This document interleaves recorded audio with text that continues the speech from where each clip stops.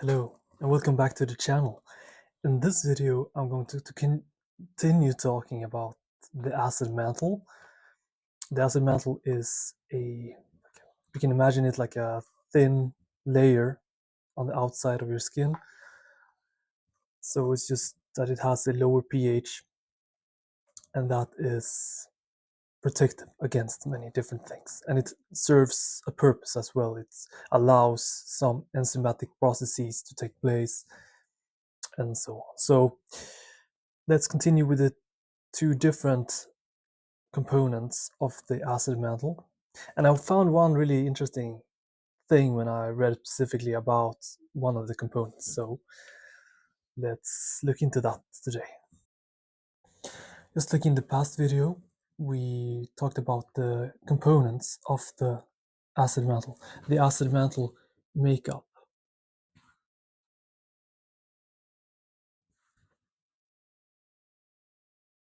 The acid mantle makeup. Right. So it consisted of, first of all, it was sebum, then it was sweat, then it's free fatty acids and amino acids, and one in particular that is of a bit of an interest because urocanic acid. So so these, and in the previous video I talked about primarily the sebum and free fatty acids. So in this video I'm going to talk about the sweat part and the last part here, amino acids and urocanic acid.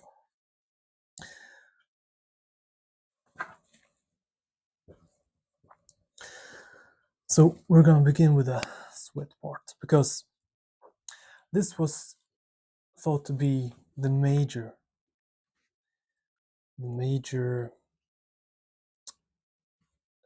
determinant of skin pH of the stratum corneum. Stratum corneum is just the top layer of the skin. So this was thought to be the main determinant. But as research progressed, they found out that there are other components that also contribute to the pool, the acidic pool. The other components, so all of these are contributing to the acidic pool. So the entire thing that makes up the total pH of the skin. So you can have many factors that are contributing to that. So some of the sweat is adding to this pool, and then we have so in this so all of these are contributing to the entire pool here that we can imagine. This is what is it's adding to the pool. So the sweat part was thought to be the major contributor to the acidic pool, and the reason is because it contains so let's write sweat here. So the reason was because it contains an acid, actually, so lactic acid.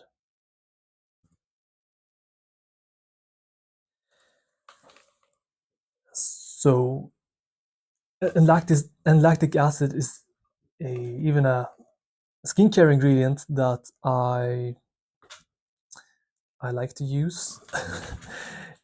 It belongs to the category of these. Maybe you have heard about AHA, alpha hydroxy acids that are used for peeling. So, I mean, even skincare products are supposed to either mimic or be very compatible, biocompatible with your skin. So, yeah, this is a great choice in my opinion. So, yeah, so this is why this is contributing to the acidic pool. It even contains a real acid, so lactic acid. Yeah, and now let's go on to the next one. So if we go into this one, okay, so now I'll go on to talking about the amino acids that are contributing to the acidic pool of the acid mantle of the skin. So, I mean, there are quite many of these that contribute to that. So, I mean, I can list them here. The I can talk about, so it's serine, glycine, alanine, arginine, asparagine, proline, citrulline, even like in small amounts. And some of these you probably heard about as they are marketed as health and like skin and health promoting. I'm thinking specifically about skin. So that would be an amino acid such as arginine is often mentioned on the product packaging, and yeah, another one that can Lysine, you might have heard about as well, and yeah, we can stop there because there are pretty many of them. So I could write them, I can list them in the description, and I might go into them more specifically in other videos. So yeah, just to quickly mention that arginine is often touted as very good and beneficial for the hair.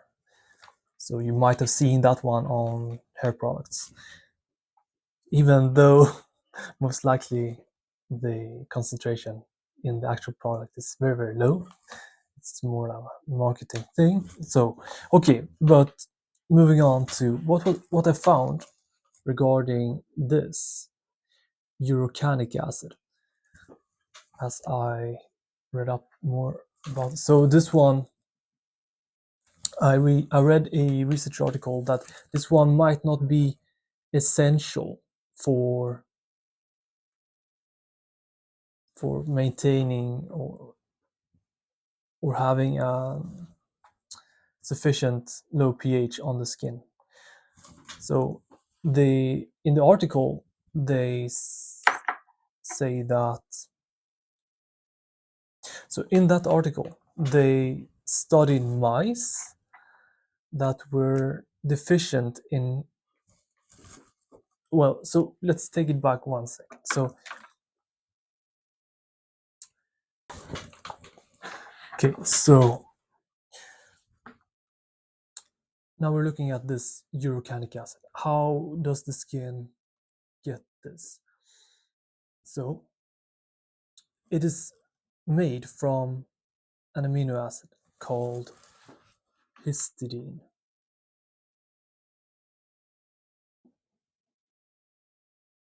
So, and you found this in food, in specific food items, and this is a precursor to urocanic acid.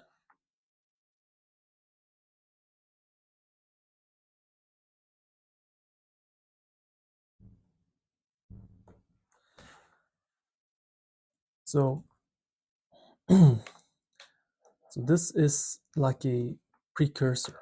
I can write that here. Now I'm writing it in Swedish, but it's supposed to be a C here.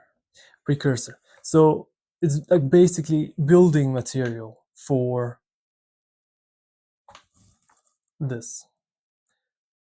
So you need an enzyme to turn histidine to urocanic acid. So this arrow here, there is a chemical process taking place, and this chemical process requires an enzyme.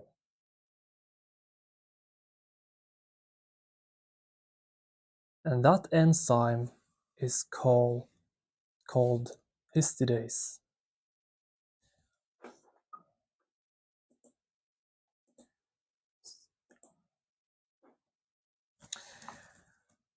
So I'm going to write it here, histidase. So this is the enzyme required to turn histidine to urocanic acid.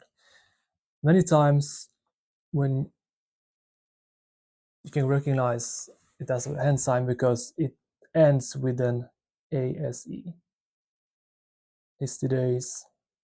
In your mouth, you have amylase that breaks down starch, for example. And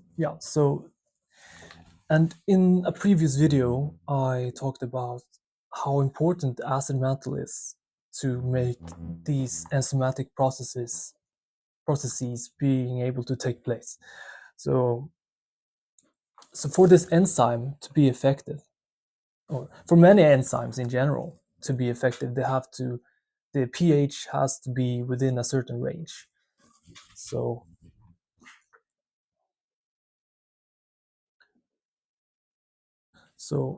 the enzyme has to, the pH has to be in a certain range for the enzyme to work optimally. If the pH is slightly different or out of range, the enzyme will have a different shape and not work as efficiently. So if the enzyme won't lock into the precursor and turn the precursor into the product that you want, or the skin wants in this case.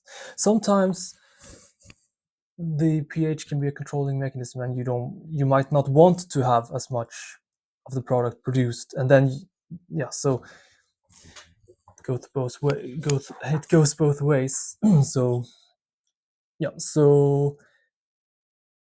histidine. So if you have a lot of that in your diet,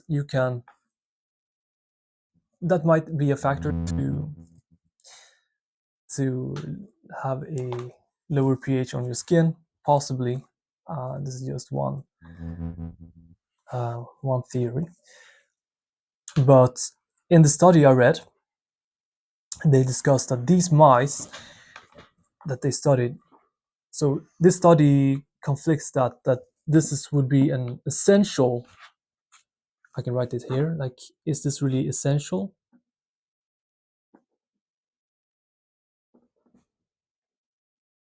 Essential, meaning required. Is this required for the pH to be sufficiently low? And they found out that no, in this study on mice that were deficient in this specific enzyme that turns histidine to urocanic acid. So if you don't have this enzyme, this process will not take place, and you will not have any urocanic acid. So the mice, they were not able to turn histidine to urocanic acid because this enzyme didn't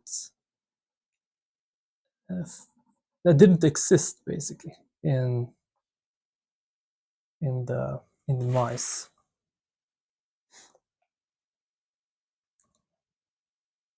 They were deficient in histidine activity, so the histidine didn't function for some reason. So mice deficient in histidine activity, histidase activity. The activity, how well this enzyme worked, it was deficient, so it did not work properly, and the amount of urocanic acid produced was negligible, very little. And so they came to the conclusion that, and then the mice still had a low pH on the skin surface. So they came to the conclusion that it might not be the bulk factor here, it might not be the main contributor, or I should say, not the essential. So the skin still was able to maintain this low pH. So the skin used other pathways to obtain, to keep this low pH on the skin, because it's so important. The skin really wants to have this protective low pH. It's so important that the skin find other pathways to make sure that the skin has low pH. So even though this part of the acid mantle was inhibited, blocked, the mice were deficient in this enzyme, so it could not turn histidine to urocanic acid.